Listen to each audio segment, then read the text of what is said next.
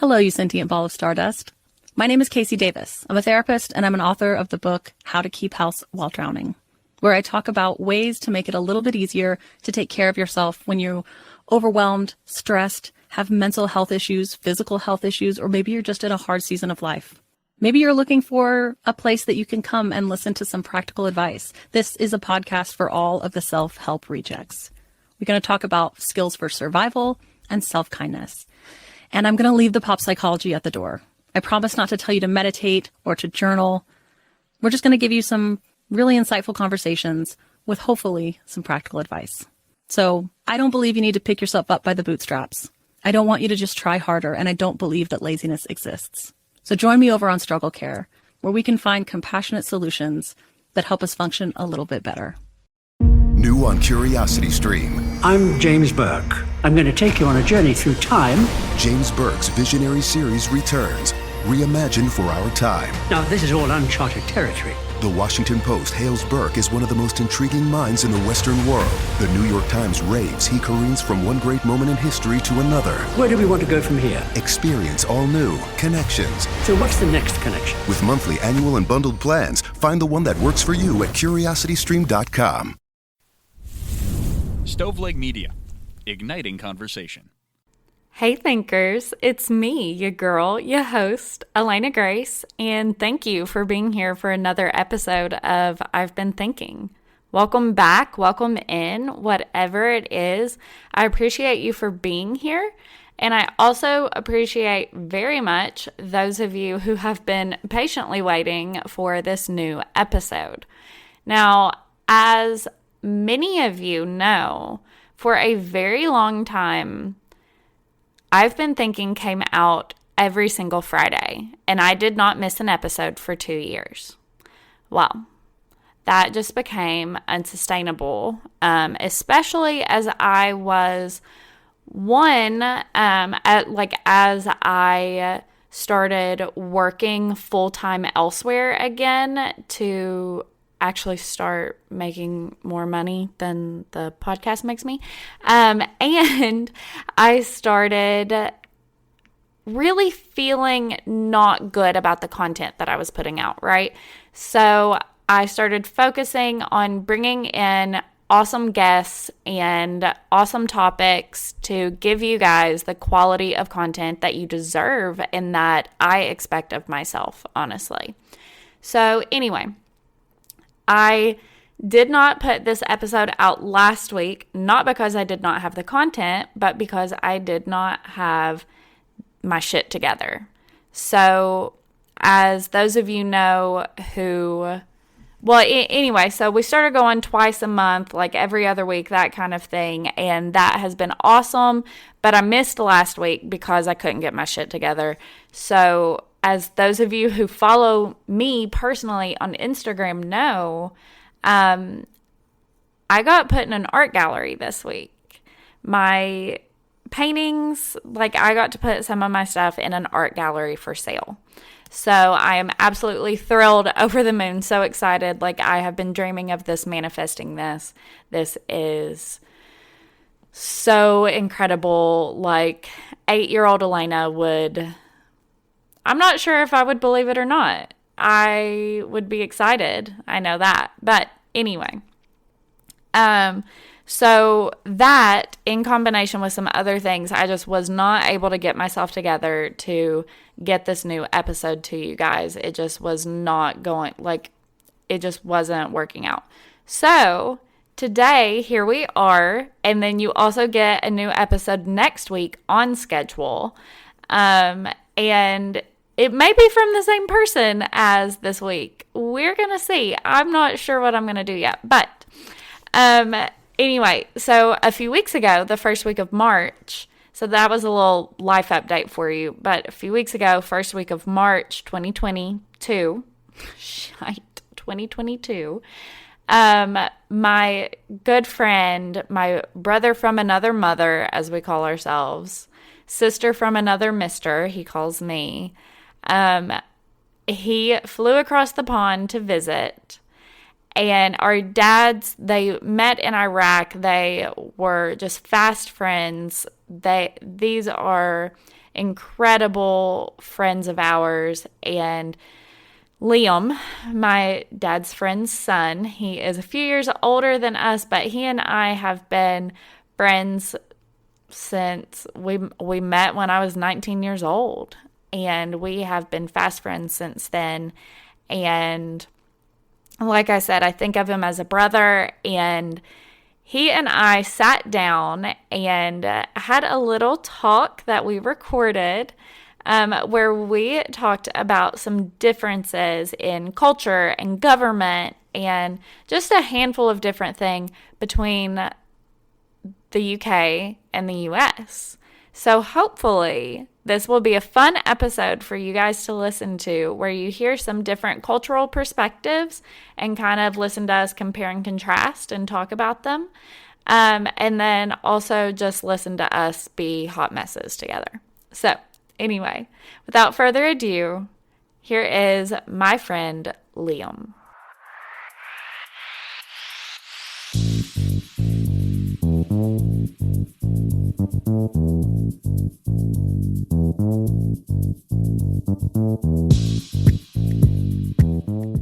Do you want to introduce yourself? Do you want to say like who you are, what you do, where you're from? Give a little. Yeah, sure. So, I'm Liam. I grew up in Portsmouth in the UK. My dad was in the Navy a lot growing up. I've been in the UK pretty much ever since, although I've been travelling around a little bit. Do love to come visit the US, so I've been here plenty of times. I work as an actuary, but Elena came into my life after my dad and her dad went to serve in Iraq, and they became best buddies whilst they were over there. They did. And when Elena was coming over on a field trip, I went and showed her and her friends around London, and also took her down to Portsmouth to meet my dad. And we've been good friends ever since. We surely have. Yeah. We've had so much fun together. We really have, yeah. And yeah, it started at Umkasser, and now we're here. Mm-hmm. Started at the bottom, now we're here. Indeed. Just, yeah, our dads were obsessed with each other for a little while. Absolutely a bromance. Well, I'll never forget your dad saying to me that my dad was a brother that was like separated, like a soul brother, like, and they were separated from each other. That was so sweet. Yeah, and I think we've got on as well with each other as both of our dads have. Yeah, we really have. It's been really fun. Yeah. It has been really fun. The things that we've gotten to do and talk about and learn because of each other. So then that's kind of what we're doing in this episode, is we're going to talk about kind of British versus American perspectives on things and some of the differences, because I know I have learned a lot via social media and just like learning on the internet, that kind of thing, about differences in how Americans work versus how the British work, and like political differences, things like that, just like basic cultural differences. But talking to a friend about it and realizing some of the lengths of the differences that you just don't comprehend seeing it on paper is wild. And also some of the similarities as well. I think that's the really interesting thing. In the UK, we kind of, the way we see America is obviously a lot through sitcoms and Hollywood and that kind of thing. So it's not always an accurate portrayal of what the UK is like. That's true. And when a lot of people from the UK go visit the US, they're usually going to places like New York or Florida. Yeah. And when I say Florida, I mean like Disney World, the theme parks, or like Vegas. Yeah.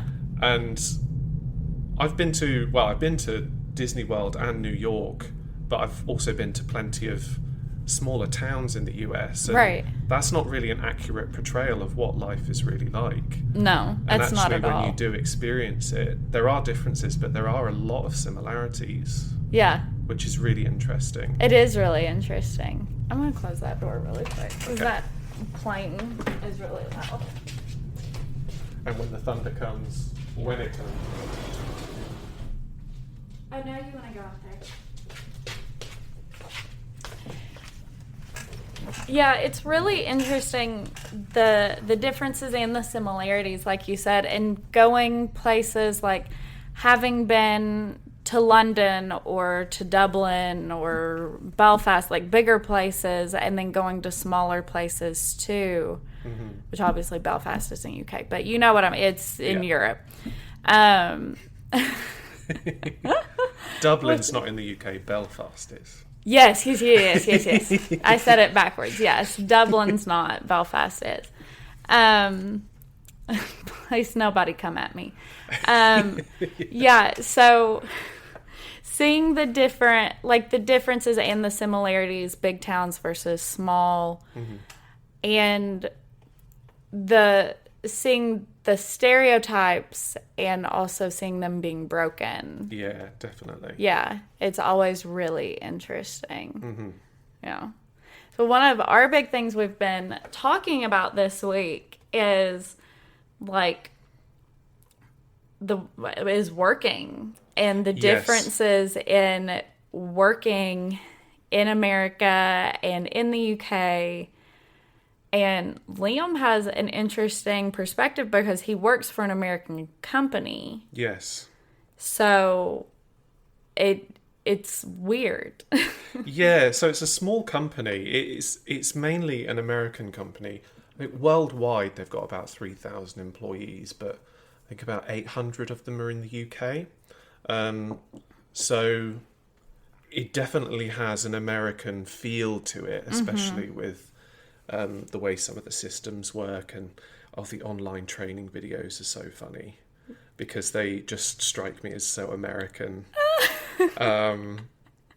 But I mentioned this to Elena the other day, and she totally agreed. It's like there's almost like a cheesy inspirational music that they play in the background of some of these videos, and because I flew over on Delta, and when they were doing the safety announcements, it was all on a video, but playing this inspirational music that kind of makes you feel a little bit happy, but you know it's cheesy. But yeah, one thing that was very interesting is the difference between how work is approached when it comes to like hours worked, expectations, annual leave is the biggest one, so paid vacation days. And UK is a lot more aligned with Europe in that sense, and that the expectation is that you would get, as standard, about 25 paid vacation days plus national holidays. So that takes you up to 35 days easily.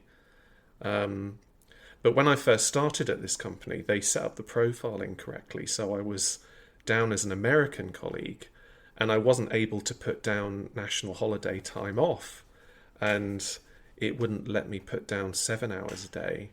It said that it needed to be at least 8. I mean, I normally do 8+ hours of work a day, but the expectation is that I can do less if according to my contracted hours. But yeah, the paid time off is an interesting one.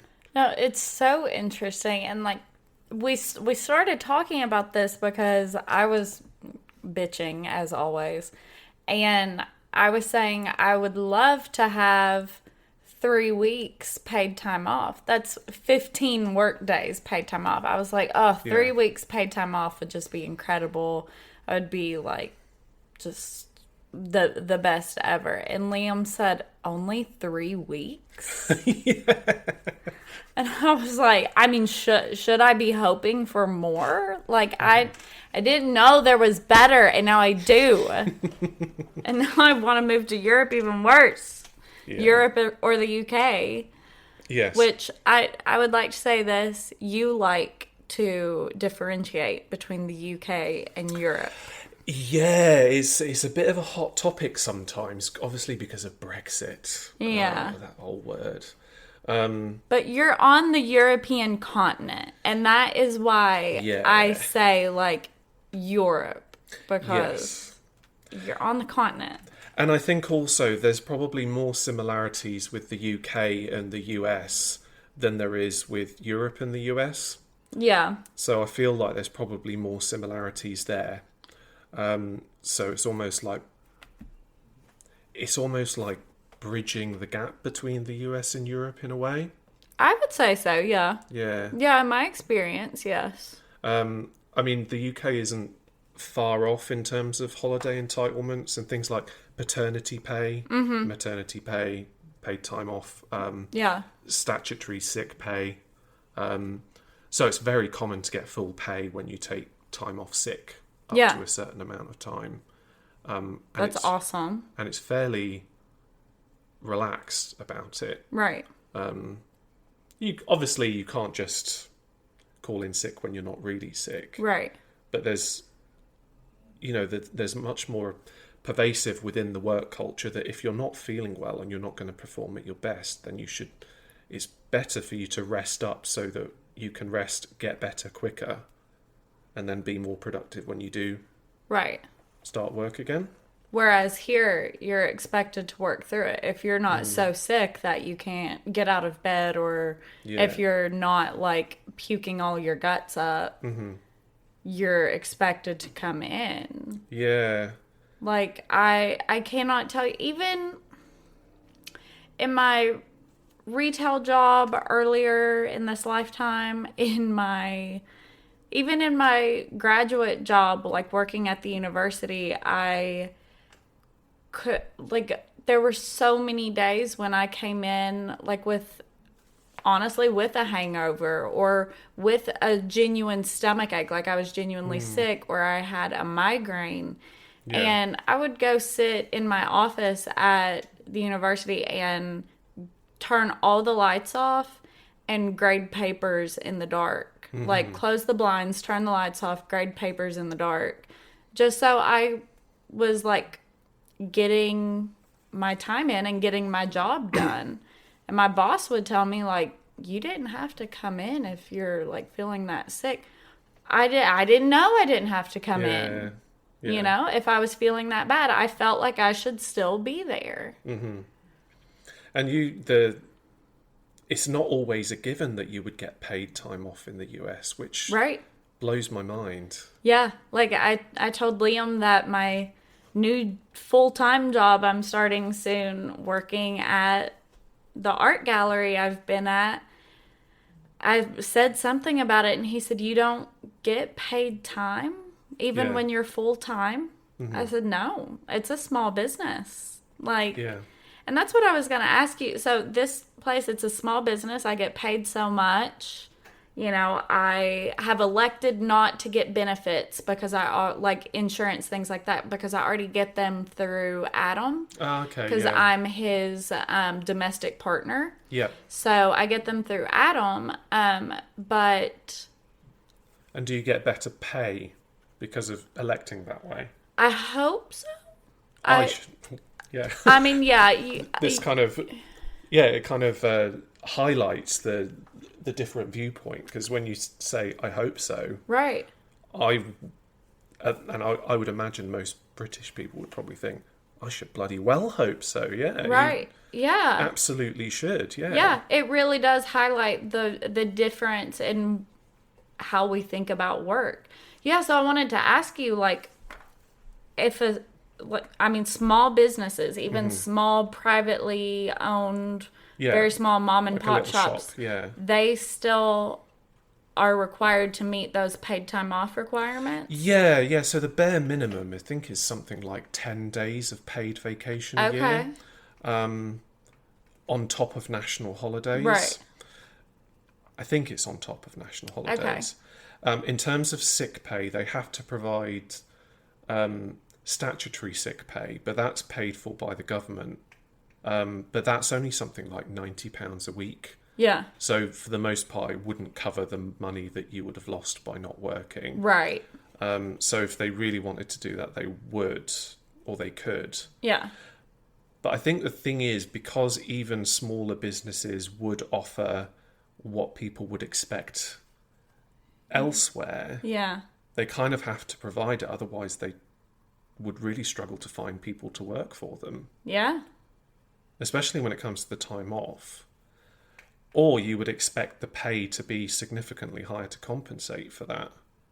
Because there was a period where I was working as a contractor, so I was working in finance, but being paid by the day.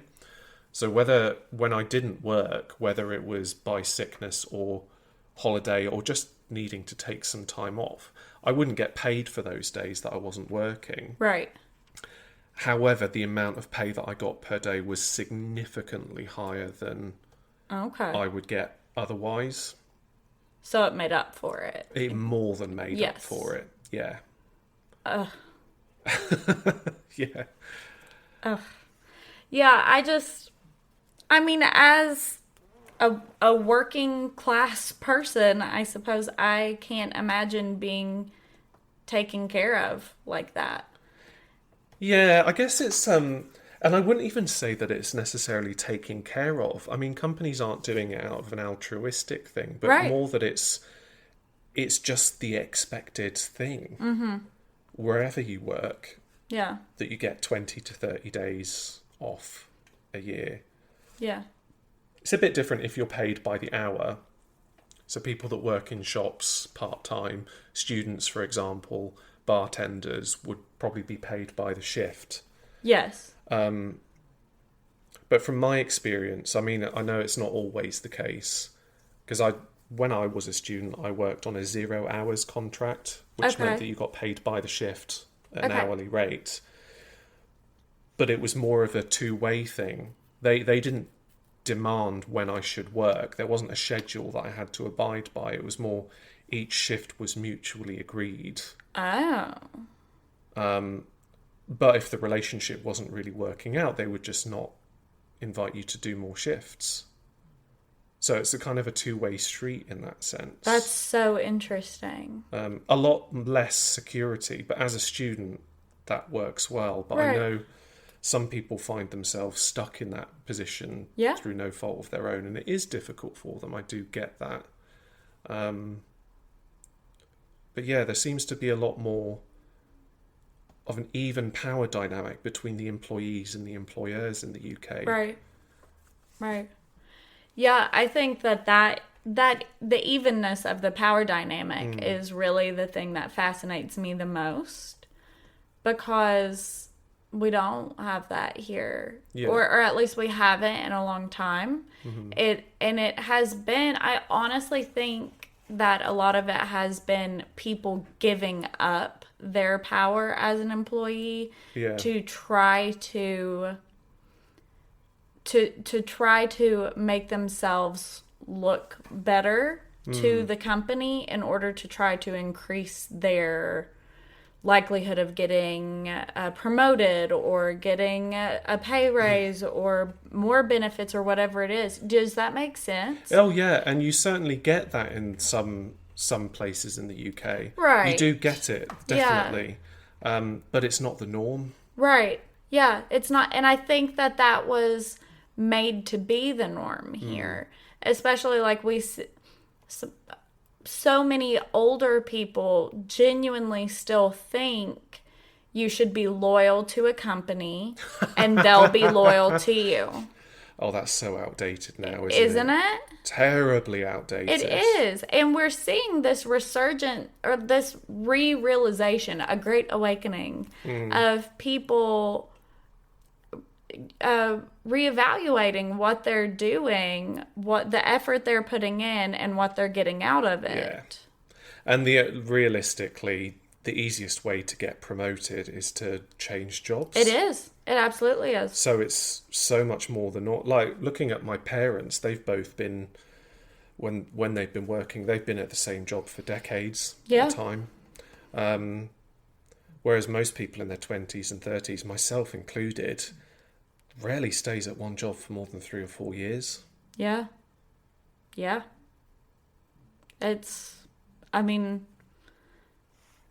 Yeah, that's the only way to guarantee you're going to get paid more, you're going to see upward mobility, is to move around. I think it's the only way to really evaluate your own self-worth within the employment space. Yeah. You know, not that I'm generalizing, that it will be different for different people, but definitely when you're stuck in a particular company for a long period of time, it feels like you get beaten down into the way that they do things. Yeah, you do. And the only way to really, if you're trying to get promotions or pay rises or change jobs or switch to kind of increase your skill set, you're too indispensable staying where you are doing what you're doing. Right. So yeah, you often find that you're worth a lot more than you're going to get paid by changing. My gosh. And it's not even necessarily just about pay, is it? It's more about work-life balance and It actually is. how your work is valued. Yeah. And pay is a part of that, like Yeah. how your work is valued. But it's not just about pay. It's about, are you being worked to the bone for Yes. that pay? Mm-hmm. Are you able to have like physical time off? Are you able to have mental time off? Yeah. Like, are you able to step away mentally and emotionally from your work? Or have they made it such Yeah. such a part of your life that you can't separate yourself from it? Yeah, and I think that's one of the similarities between the US and the UK. Certainly recently, and I'm hoping going forwards, is almost like power to the people. It is, yeah. You know, realize that if you think you're worth more, go out and get it. Yeah, go out and if you think you're worth more, you probably are. Yeah. And the worth doesn't just come to the dollars or the pounds. Yeah. It's being treated with respect. It is. Yeah. Like we talked the other day, didn't we, about sort of like shift patterns changing without Yes. being told, because that happened the same with me when I worked in retail. Yeah, things would change. Like, oh no, you're not coming in that day. You're coming in that day, and you think, well, my time is worth something. Not that you'd know. Not necessarily that your time on one day is worth more than another, but you make plans, don't you, on your time off? And it's like, well, I value my time off, and I, value putting time into work and getting paid for that. But Right. work doesn't. Well, my personal belief is work shouldn't be the absolute priority. Yeah. By all means, put your all into it. Show your worth. But be appreciated for it. Yeah. Something that I am learning is, with this new job, going full time at the art gallery, it's actually really interesting because the owner and I went through her calendar and she said, okay, do you have any days this month that right now you want to be off? And I was like, I don't know if it's months in advance. Like, I don't know. I have to work. Yeah. And she's like, Elena, it's your birthday, or it's this. Like, you don't have to work. Because I'm just so used to the mindset of, well, I have to work. I'm scheduled to be there that day. Yeah. That it's really hard for me right now but it's something I'm working on learning, or unlearning rather. But it's really hard to separate from that, because that's been American work culture for so long. Yeah. But then at the same time, I am very like, power to the people, we deserve more. But it's hard for me to apply that to myself. Yeah, I think the main thing is it's mutual respect. It is. Between two parties. The power shouldn't all be in one hand. No.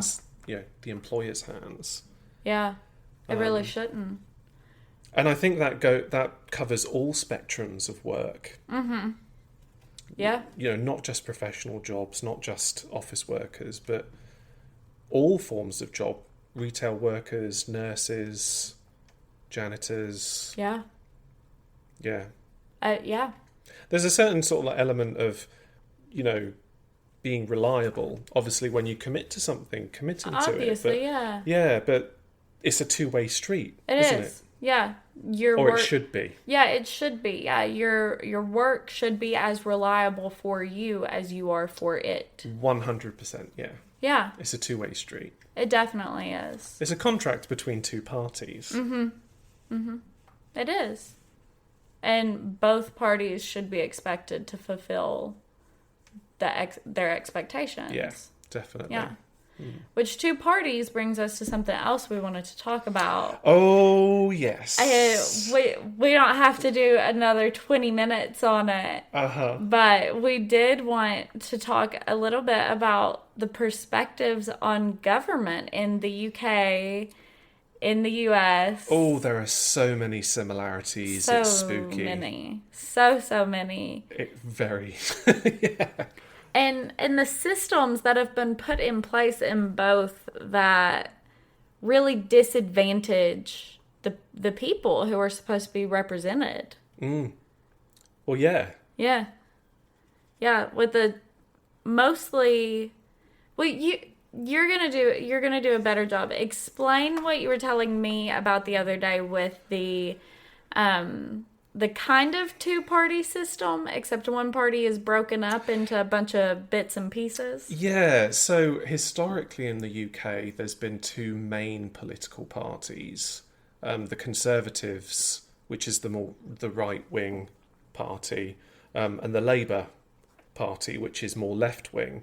Now, the way that the first past the post voting system it ends up becoming a two-party system, and it's really difficult to break away from that, because any vote for a third party is almost going to be a wasted vote, right? Because most people are going to vote for one of the two parties. And one thing that I've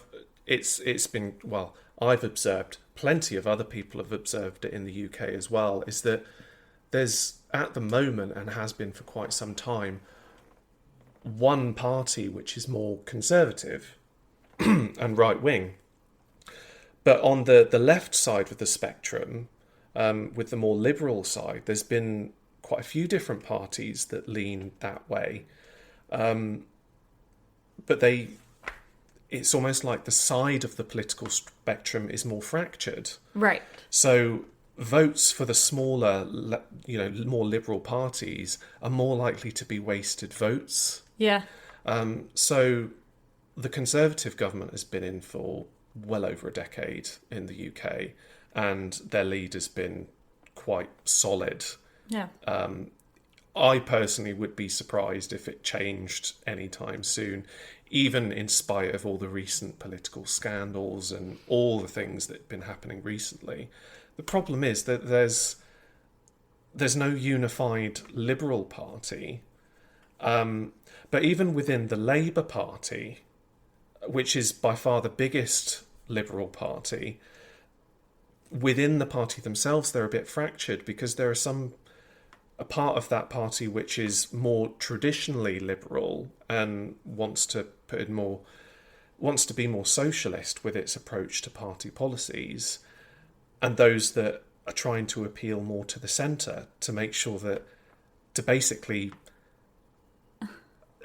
try to bring people together in a way. Bring people, but also it's ultimately about votes. It's ultimately about votes. Yeah, they're trying to appeal to the broadest spectrum of people. Right. And if they're trying to take votes from people that are a little bit on the fence but have voted for the Conservative Party, they're going to want party policies that are a lot more similar to the Conservative Party. But all the while, ultimately, it just caused fractions within the party, which almost bakes in their downfall, because people are going to be, they're not going to be seen as one unified party that's more left-leaning, and we just end up with the Conservative Party, which has been in power for a long period of time, and well, my own personal opinion is they're probably a little bit complacent with that. Yeah.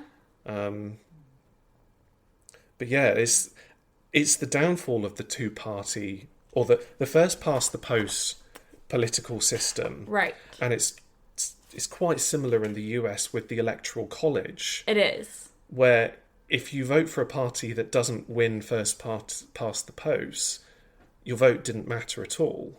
Exactly. Whether you voted for the bigger party or a really small party. But the way that voting system almost always leads to just a two-party system. Mm-hmm. And then this is a really striking similarity between the US and the UK, is that when you try and read into politics a little bit more, try and understand what's going on and what different viewpoints are, it's just a mudslinging contest. It is. Between the two parties. It is. They're not really working together to represent their people. They're just trying to trash talk each other. Yeah, they're just trash talking each other and representing their own interests. Yeah.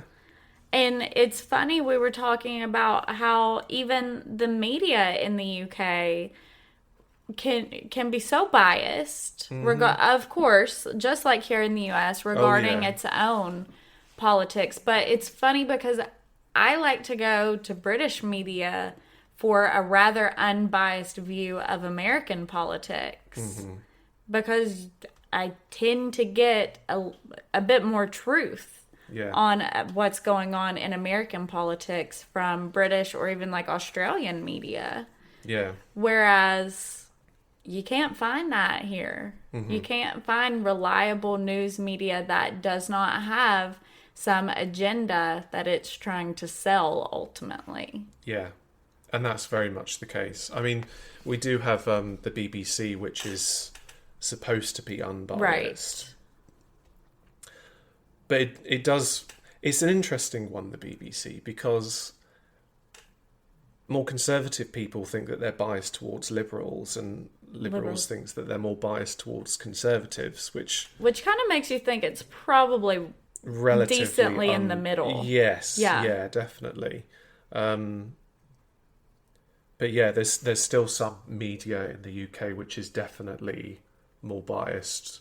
Yeah. One way or the other. There's quite a clear divide. But you definitely to get, I think, a whole view of a situation, you have to seek media from plenty of different sources to get different viewpoints on the same story. Yeah, you absolutely do. You have to, because otherwise you're only hearing from one person, one writer, one set of researchers, whatever. Yes. Yeah. And sometimes it can be quite subtle, but it's a lot of little things that kind of builds up a narrative over time. It does. And so, sometimes I think the narrative is built, or maybe in the beginnings, the narrative was kind of built unintentionally. But now the narratives that different media outlets have, they maintain and they keep those up, and you can't trust them. Or you go to them to sit in your echo chamber and reaffirm what you already thought. Yeah. So.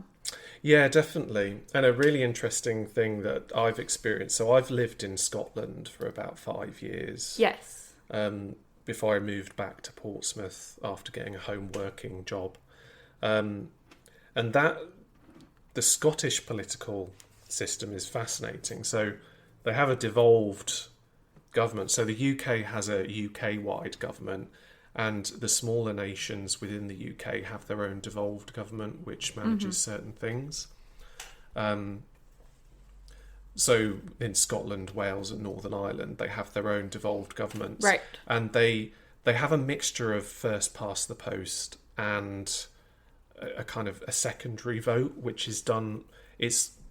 It's designed to be more representative of the population as a whole. As it should be. So you're more likely to get coalition governments. Yes. Or the voter split by the popular vote is going to be more representative of how many politicians represent them. But obviously with the Scottish independence question has been going on for a while now. Yeah.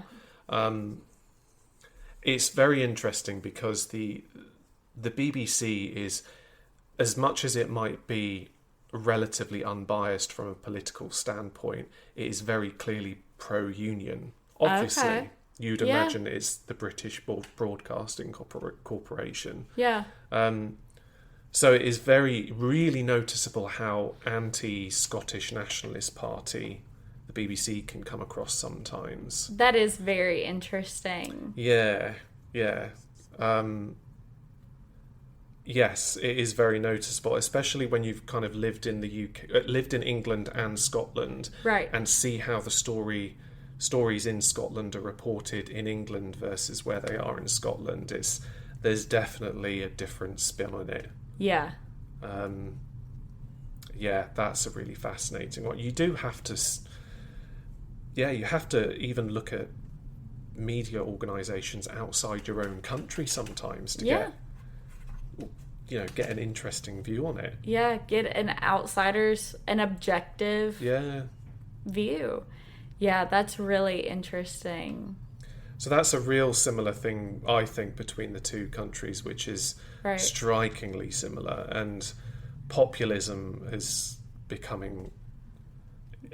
more noticeable in both the US and the UK at around the same time. And I mean,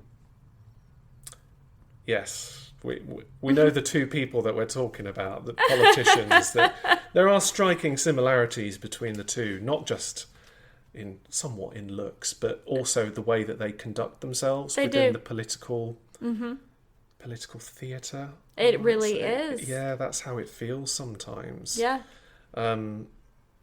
Certainly some of the things that Boris Johnson has... Oh, no, I've mentioned one of the names. How terrible. No. Some of the things that he's done recently in the UK within the House of Commons, where they're supposed to have reasoned and rational debate, it feels like it's come straight out of Donald Trump's playbook.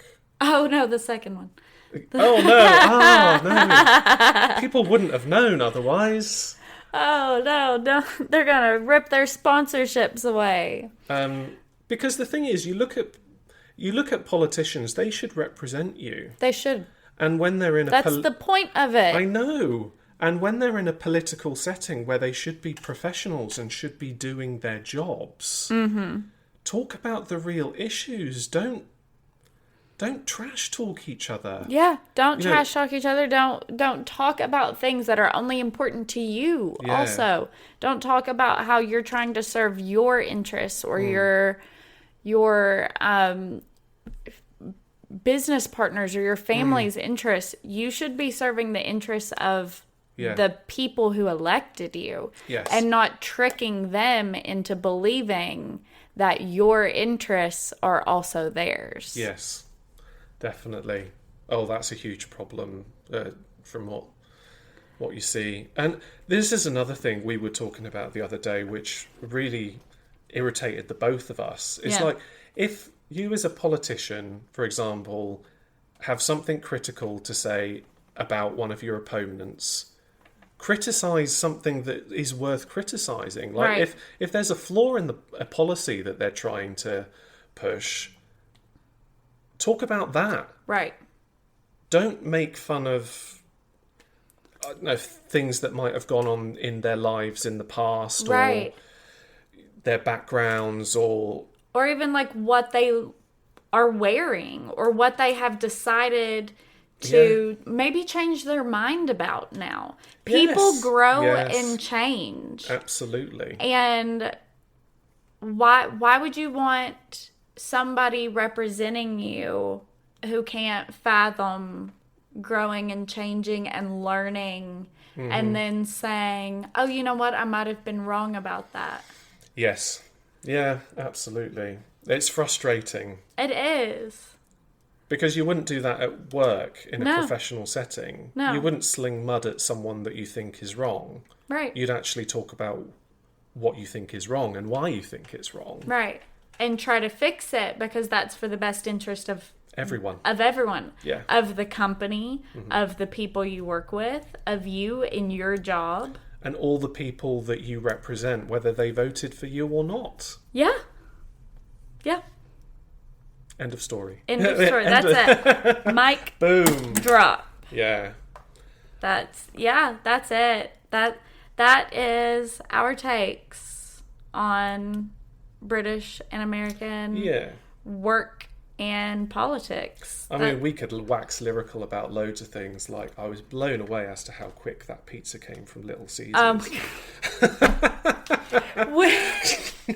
Liam experienced a hot and ready pepperoni pizza for the first time last night. And he said, blew my mind. He said, well, you ordered it ahead, didn't you? I said, no, you watched me order it just now. He said, it's just ready. I said, it's hot and ready, Liam. That's the point. Hot and ready. You just roll up, you ask for a pizza, and boom, it's there. Which it was very fast service, even for Little Caesars. I will say that. It was very fast service. But, yeah, he was shocked. Yeah. We could wax lyrical about all those little things till the cows come home. Yeah, we really could. I think the two main things is differences with the attitude to, or the approach to work. Yes. Similarities with the political spectrum. Yes, absolutely. It is, honestly, both of them are shocking in their own ways, and they're really interesting, and I think really telling of the cultures in a way. But it's also really interesting to think about the fact that American culture, a lot of it, came from British culture. True, yes. But it has been so heavily influenced by cultures from all over the world in ways that are not quite the same, I think, as the UK has. Definitely. Yeah. The influence has been that obviously they're both very heavily influenced by other cultures, but I think the way that it's been done has been different. Yeah. It's like also the US is a relatively new country. It is, yeah. Compared to European countries. Yeah. Even less set in your ways, the US, more maybe open to in some ways. Yeah, but then we were also talking about how on the spectrum of left, moderate, right, everything, all parties, almost, well, the two major parties in the U.S. are both on the right side of the spectrum. They're both a bit more conservative, whereas in European countries, there is a wider variety. The right will still be on the lefter side of the spectrum in a lot of places. In the UK, you have free health care. That's fucking unbelievable for most people in the US. For now. Yeah, let's cross our fingers. Yeah. But I don't understand why healthcare is not a basic service. I pay taxes for what? For potholes in my roads, or for somebody to have a bigger house than me? Yeah. Like, I would rather my taxes go to, helping the sick. And the yeah, exactly. And knowing that if I get sick, I will have help and it won't put me on the street. Yeah. That's crazy. It's crazy. It's crazy. That's wild. So, anyway, Liam, would you like to share anything at all? Any resources you would like to recommend? Anything you would like to recommend to the listener? Yes, I think one thing that, particularly with the whole two-party system and the first past the post voting system, a YouTuber called CPG Grey has some really interesting videos on different voting systems, particularly how the first past the post leads to a two-party political system. Okay. That's almost like from a pure logical and mathematical perspective, how the mechanisms of how that voting system leads to two parties. Okay, super interesting. And yeah, I get a lot of some of mine from this TLDR news. Too long didn't read TLDR. They have a UK channel and a US channel and a Europe channel, but I'm subscribed to all of them because they it's this thing with almost like, let's do a little plug for Patreon. I really like Patreon because you can support small content providers. And as much as, I do love I've Been Thinking, I do listen to it. I've been an avid Patreon for quite some time. Liam is one of our biggest Patreon supporters.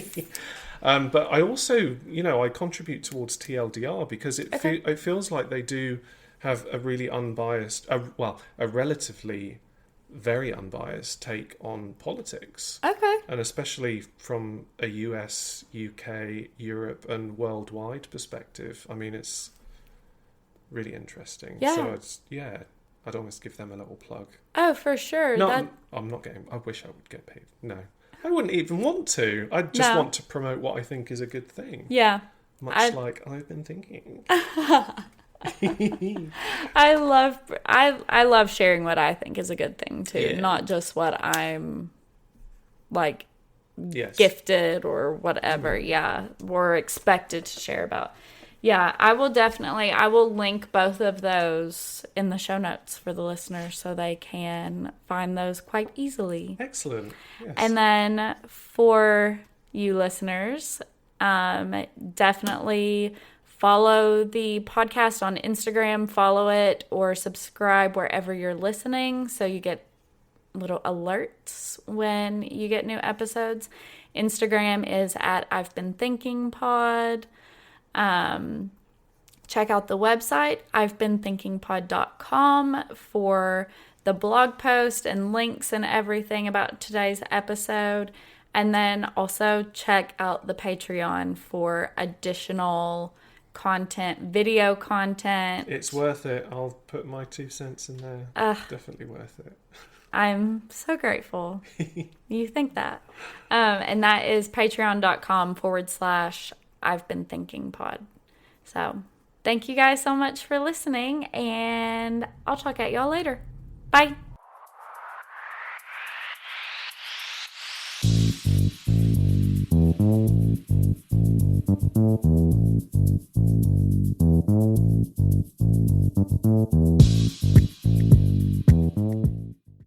Wow. Yay. Hello, you sentient ball of stardust. My name is Casey Davis. I'm a therapist, and I'm an author of the book How to Keep House While Drowning, where I talk about ways to make it a little bit easier to take care of yourself when you're overwhelmed, stressed, have mental health issues, physical health issues, or maybe you're just in a hard season of life. Maybe you're looking for a place that you can come and listen to some practical advice. This is a podcast for all of the self-help rejects. We're going to talk about skills for survival and self-kindness. And I'm going to leave the pop psychology at the door. I promise not to tell you to meditate or to journal. We're just going to give you some really insightful conversations with hopefully some practical advice. So I don't believe you need to pick yourself up by the bootstraps.